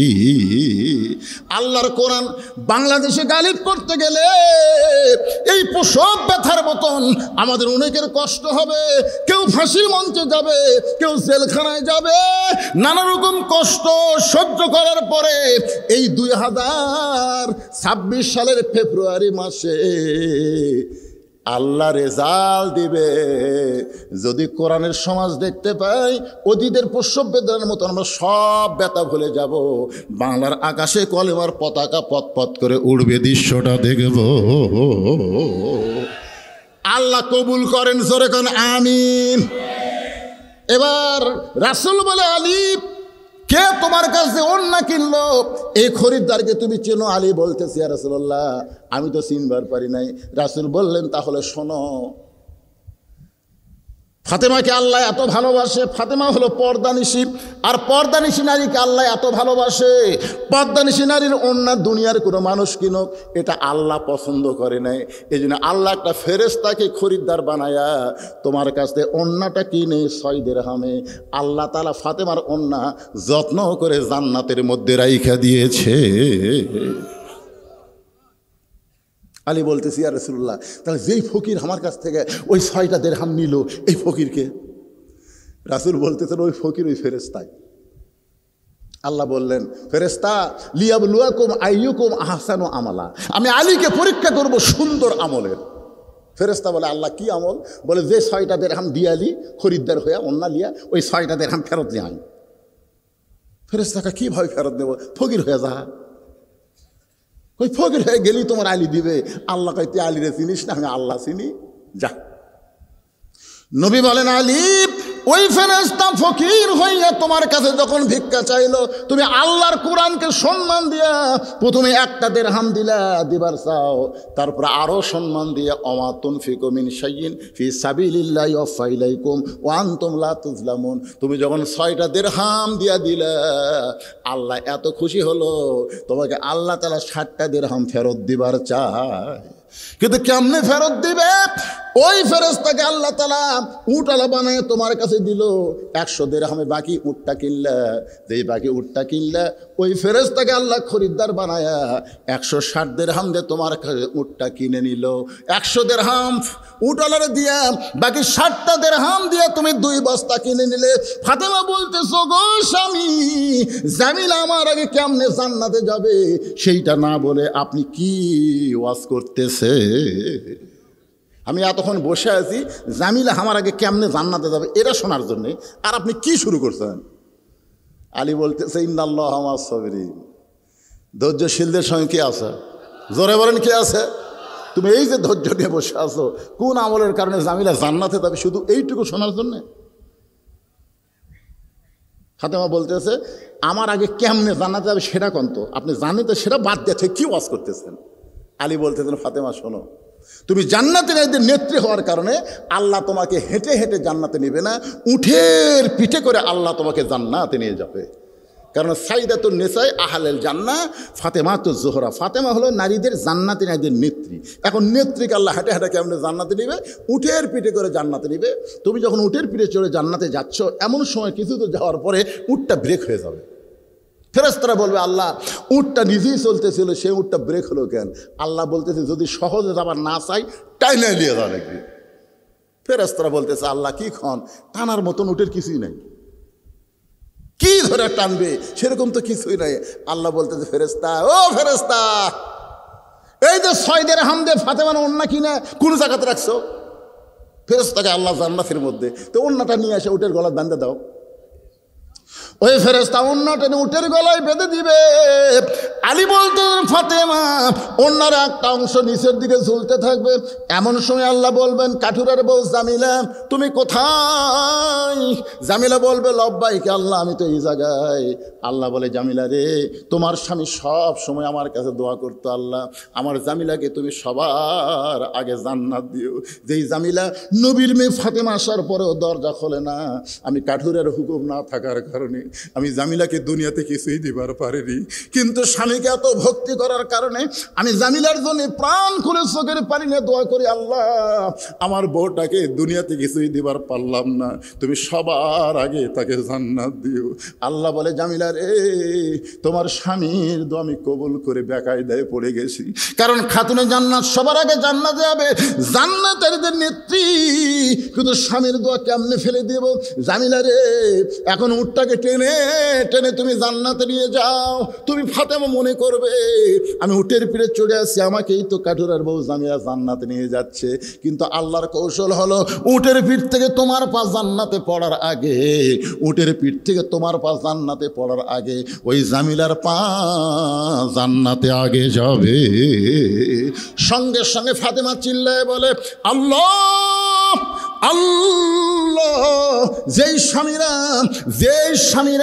যেই বইয়েরা স্বামীর কথা মতো চলবে, যেই বিবিরা স্বামীর কথা মতো চলবে, আর যে মেয়েরা পর্দার ভিতরে থাকবে, ওই সকল মেয়েদেরকে ফাতেমা জামিলার সঙ্গে আল্লাহ জান্নাত দিও। আমার মায়েরা যারা পর্দার অন্তরে বসে আছেন, মা আজকের এই ওয়াজটা খেলে আমল করেন, পর্দার মধ্যে থাকবেন আর স্বামীর কথা মতো চলবেন, এই দুইটা আমল করলে নামাজ রোজা আমল করা আপনাদের জন্য সহজ হয়ে যাবে। জোরে কোন কথা ঠিক কিনা? আমাদের অনেক বউ আছে খালি রোজা থাকে, নামাজ পড়ে, কিন্তু স্বামীর কথা, এরকম বিবি আছে না নাই? জোরে কোন আছে নাই? কিন্তু আজকের ওয়াজ শোনার পর ইনশাল্লাহ আল্লাহ আমাদের সবাইকে ইমানে আমলে কবুল করুক। সকলে বলে আমিন, আল্লাহুম্মা আমিন। আস্তাগফিরুল্লাহ ওয়া আতুবু ইলাইহি, আস্তাগফিরুল্লাহ ওয়া আতুবু ইলাইহি, লা হাওলা ওয়ালা কুওয়াতা ইল্লা বিল্লাহিল আলিয়্যিল আযীম।